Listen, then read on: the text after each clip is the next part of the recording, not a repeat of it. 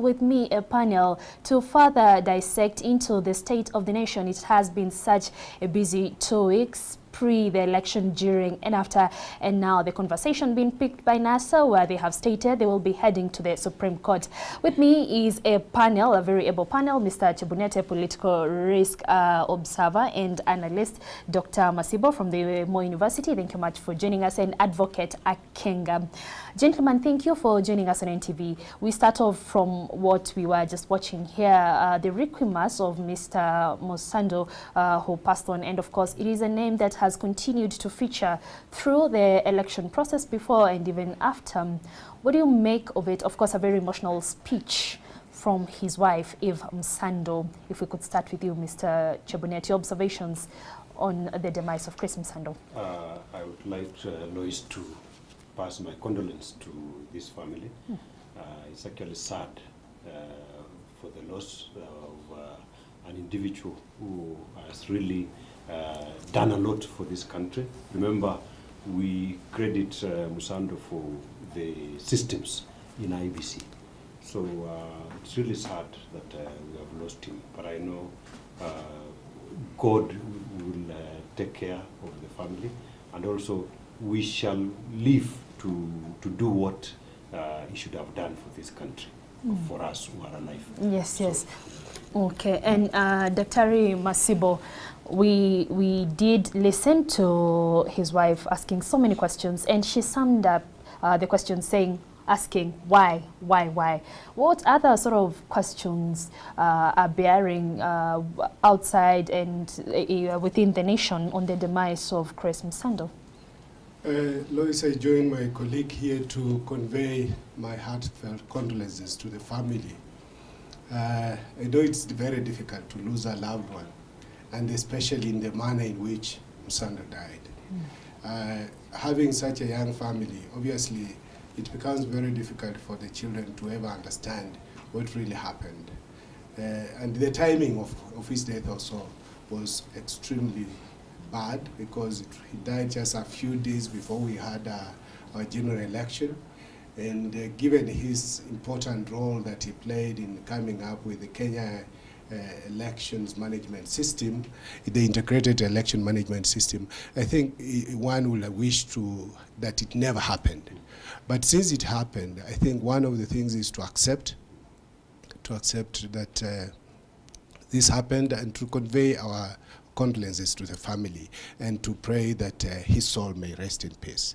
The questions will be there, of course. Why did it have to happen? Who killed him? We must still get to that, and we hope that the police will do everything possible to ensure they unravel the mystery behind his untimely death. Thank you. Of course, Advocate Akenga, if the family takes to answering these questions, legal provisions are some of the channels or the platforms that they will be using. Will there really be answers? Granted that even Msando this particular day noted she may not even have an explanation for her babies, noting her eldest is just 10 years old, one who may not even begin to comprehend of the events that led to the demise of his father. Yeah, first of all, my heartfelt condolences to the family, to the loss, losing someone, especially a father and a husband and a son, is sad. Okay. Could you use this mic, please? Yes, please. I join my fellow panelists in sending my condolences to the family. I've said earlier that losing a father, a son, and a husband is sad. I know that the DPP has ordered for the investigations, and there are other organs that have offered to help in the investigation. I know that with time, the perpetrators will be brought to books. Many will say there is history that they have never, but I know they'll be brought to books. And if not, God is always in control. Yes. He will equally do the right thing. Okay. And away from Msando, let us be conversation still with you, Advocate Akenga. What sort of political activity, or even a legal one, are we expecting now that NASA has indicated they will be challenging President Uhuru's re-election in the Supreme Court? Yeah, now that the NASA team has said that they want to go to the Supreme Court, which is, to me, the best and the right decision. What we expect is that they file their petition, which is 7 days from the date within which the IBC announced that Uhuru was validly elected. And after that, then the other party should respond. It should respond within a short period of time, and then the process goes on in the Supreme Court. We get a verdict within 14 days after close of those pleadings and so forth. Then after the close, we will be knowing whether Uhuru still remains there or Raila and Uhuru goes back to the field to go and ask for voters again to vote and elect one of them as a president. Yeah. Dr. Masibo, your background is in communication. We had a very descriptive speech by Right Honorable Raila Odinga yesterday, and he noted that the reason why he's headed to the courts is not only because of Raila Odinga himself, but to ensure that in future we do not have computer-generated leaders. What do you make of Raila Odinga's tone yesterday? Very catchy phrase, CGL, computer-generated leaders. Yes, I think I listened to the Right Honorable Raila Odinga yesterday, and the country was expectant, as it was. We know that he was supposed to have spoken on Tuesday, and so when it was postponed to Wednesday, everybody was looking forward to this. And when he came out, I was particularly keen on both the verbal and the non-verbal messages.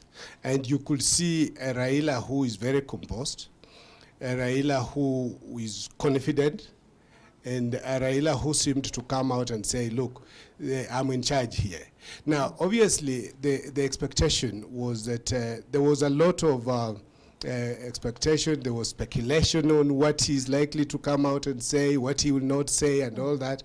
I know at the end of the day, some people felt disappointed that he opted to go the legal route. I know there are others who felt nice that, thank God, we are not going to have violence.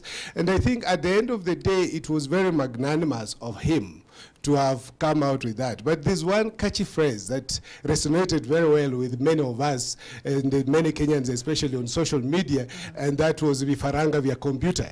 No. Now, we obviously will remember that for a very long time. Of course, that seems to summarize what he felt had happened to the election. And on a serious note, to him, the idea is that the results were not conclusive, and that the IEBC erred in declaring the results the way they did. So we should be looking forward to a very interesting battle ahead of us. Thank you. Mr. Chebunet, from where you sit as a political observer and analyst, Dr. here is of the opinion that the message was as colorful as the language. Do you think these really communicated much to Raila Odinga supporters? We talked to some of them here in Eldoret, and many were disappointed. They had hoped that Raila Odinga would opt out of court and seek peaceful protests, which would attract the governments of the day, or even perhaps the international community. I think, Lois, when history will be written, Raila Odinga will be among those that will catch the eye as a patriot, because yesterday he actually did something that his supporters never expected him to do. And I think his supporters have no business to be mad at Raila Odinga. In fact, Raila Odinga has actually fought for this country for so long. You would not just expect Raila Odinga to leave the stage just like that. You would also say in future that he really tried. He even went up to the Supreme Court, and this is the outcome. So his supporters have no business to question Raila Odinga. So what the supporters should do, they should emulate what Raila Odinga has done, because Raila Odinga and the ODM have now an opportunity to prosecute their matter. But a section of his supporters, especially on social media, did take this as a way of Raila Odinga allowing his opponents, say those from the Jubilee side. And we saw even supporters of the Jubilee party taking to social media to ridicule his position.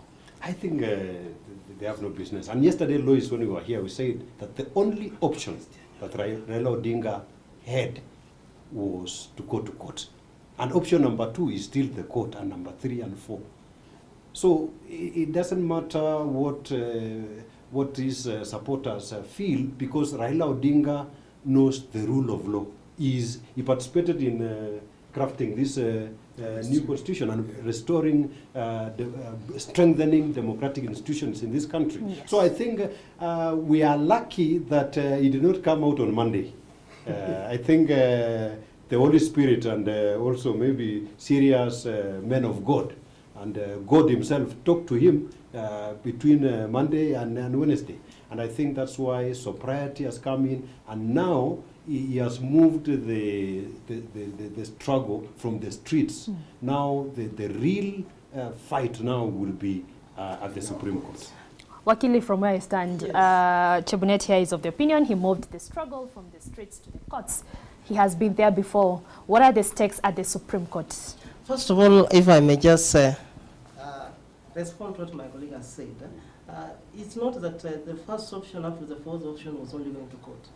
They would even have got a permit and hold peaceful demonstrations as well. You've seen in countries where people hold peaceful demonstrations. They will hold peaceful demonstration in Nairobi. So long as they have got the permit, they have peaceful demonstration. It's a constitutional right. The only thing is that I believe when Raila and the group, NASA group, were sitting wherever they were, discussing about what next step to do, is they noted, even if you go to the streets, what has the government put in place to counter what you're going to do there? Because you'll note that even after the announcement at Bomas, there were people on the streets in some parts of the country, and they were, whatever happened, you heard of people died, and Raila and his group didn't want that to continue. Now, when we are going to court, what is being taken to court is that the IBC did not conduct the elections in a manner that is prescribed by the law, the constitution and various legislations as pertains to the election in Kenya. Remembering, election is a process. It's not an event that takes one day. So we're going to look at what processes were there and what breach has been committed by IBC or a party to the election. In this case, it's talking about the Jubilee Party. It's talking about the Jubilee Party having gone to the systems of IBC and having manipulated it so that it comes up with the Bifaranga. Yes, Bifaranga via computer. And the algorithms. Yes, algorithms and so forth. So those algorithms and so forth, they need experts who will tell us that if you fix an algorithm for one party, will it affect only that one party or will it affect all the other parties? So, and what is required in the Supreme Court is evidence. Cogent evidence. You do not have to go there and start talking about facts. We may be here, we may discuss, we may talk about so many things you have got on the social media, but when you go to court, you are only going to get evidence. Do you feel NASA is prepared with the right threshold of evidence that is needed at the Supreme Court? One of the things that I want to, first of all, disagree with Japanet is the notion that Raila's team had only one option, and the option was to go to court. I think let's be happy that this has happened. But the reality is that there were many other options. Some of them could have been extra constitutional, which would have been detrimental maybe to the followers. And so as of now, we are here talking about the courts. And whether they are prepared or not is a matter for us to wait and see. But they had lessons they learned from 2013. Because looking at the Supreme Court ruling in 2013, at that time you will find that court by then had very limited time within which to prepare and submit their evidence. But this time the changes to the electoral laws and all that have allowed them more leverage in terms of the amount of time they have to put their evidence together. So what we will be looking forward to is that the evidence they have should be able to reach that constitutional threshold that will convince a majority of the 7 judges at the Supreme Court to be able to rule in their favor. Otherwise, it will be a matter of they have to present their evidence, and it's up to the judges to decide whether the evidence meets the criteria or not. Mr. Chebunet, paint for us a picture of what exactly is going on around Jubilee circles. Were they prepared for this step by the Right Honorable Raila Odinga, or were they expecting that he would concede defeat? What sort of picture can we expect that is going on, or even conversations around the Jubilee Party? I think for us in Jubilee, we are prepared. The way we were prepared even in 2013. And I think what my friends are saying, Kenyans are still yet to get to understand the meaning of holding up the word peaceful and unharmed. So I think we are in a stage where the only option that we have is the court. So in Jubilee, I think we are well prepared. Our lawyers are ready. You know, as my friend has said, what you should take to court is purely evidence. Anything about rumors, you had even people saying that Chiloba, I don't know, is related to who. Those are just rumors in the streets. When the rubber meets the road, and when our lawyers go there, you have to produce even the geometric progression that you're talking about, who hacked the system and so forth. So we are moving now from the rumors to the real facts. And Dr. Masiba, I'm sure he would want to respond on that. We have seen extracts from the IEBC portal on Form 34As and Bs, where there are a lot of questions regarding the same. Indeed, you say when the rubber meets the road, these are some of the facts, the tangible facts that the Supreme Court will be looking into. Yeah, actually, I don't think even the question of hacking is going to be a major issue in this petition.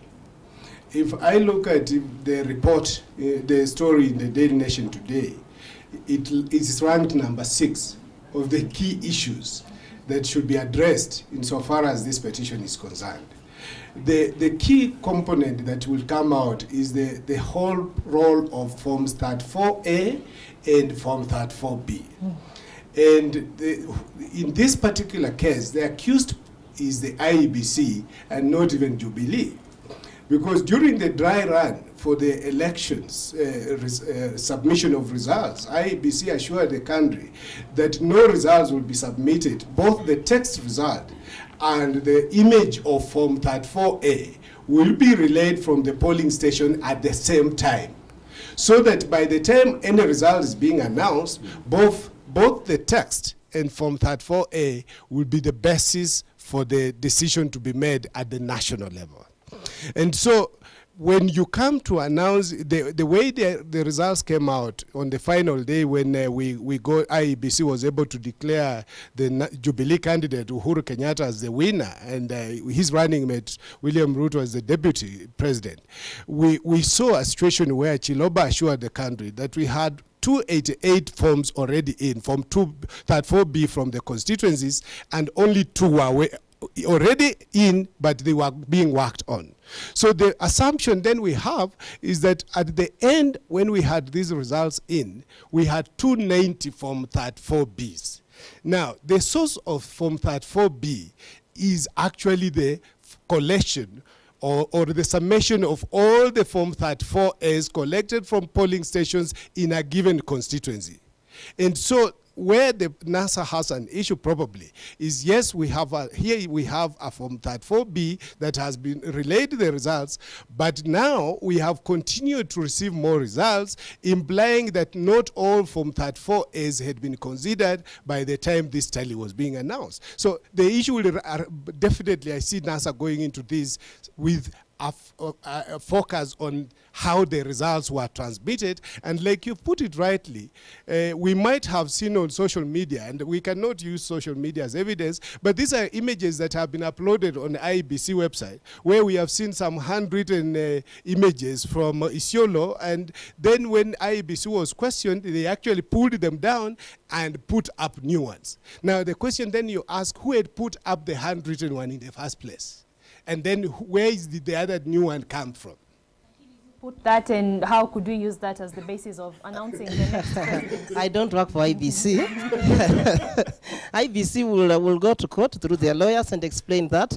But what I know is that there is that Form 34A or B that emanated from the particular station which my fellow panelist is talking about. And direct question, Wakili, where is the challenge? Because now we are seeing even international observers just asking IEBC, why won't you make public these Form 34As and Bs?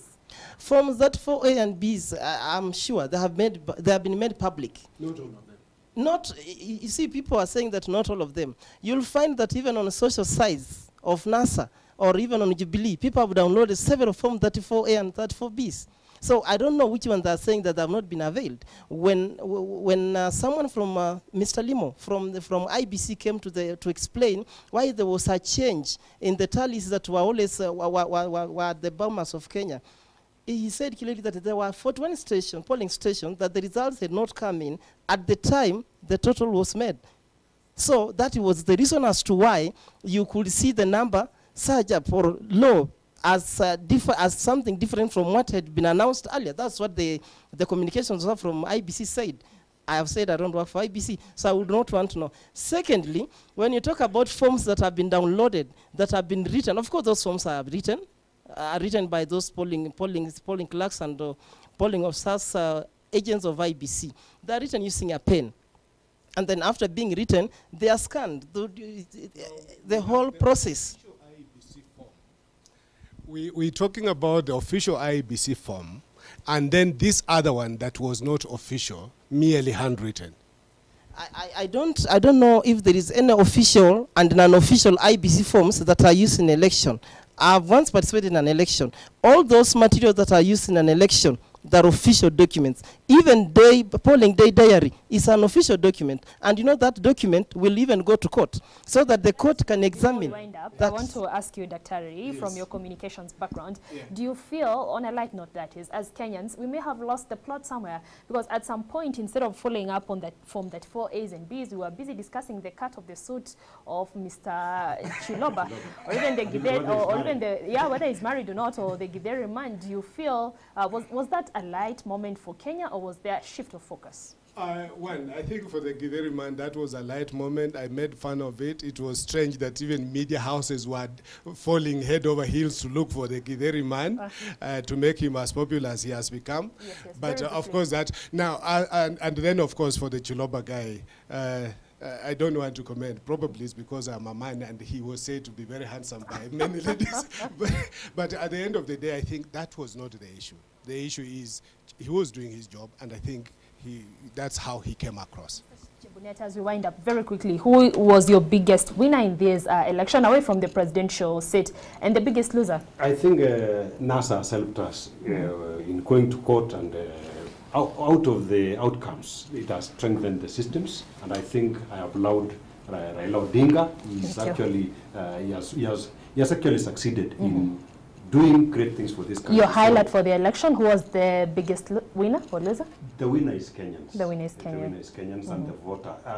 The voter has not lost. Okay. It is the person who was vying who has lost. So in this case, Kenya must move forward. You can even see, even the people who are told not to go to work have gone. Thank you. Kenya has moved forward. Your last comments on the same, Advocate Akenga? The biggest winner, as he says, I'll agree, is Kenyans. Despite the fact that there are those who are protesting, there are those who do not agree, but it all remains that at last we shall be having one president for Kenya for the next 5 years. Whether it's Uhuru, whether it's Raila, but it's still the same president. So stop you at that. Thank you very much, Advocate Akenga. Very quickly, Dr. Kenyans, but are the biggest winner, but in particular, there's this young man, 23-year-old in Meru. I think for me, he's just... Yes. Thank you. Thank you so much. That was a discussion and conversations which we picked from this part of the country, the North Rift. Of course, the panelists agreeing that at the end of it all, the biggest winner remains the Kenyan Mwananchi. So for now, I take you back to Victoria Rubadiri, who's standing by in our Nairobi studios.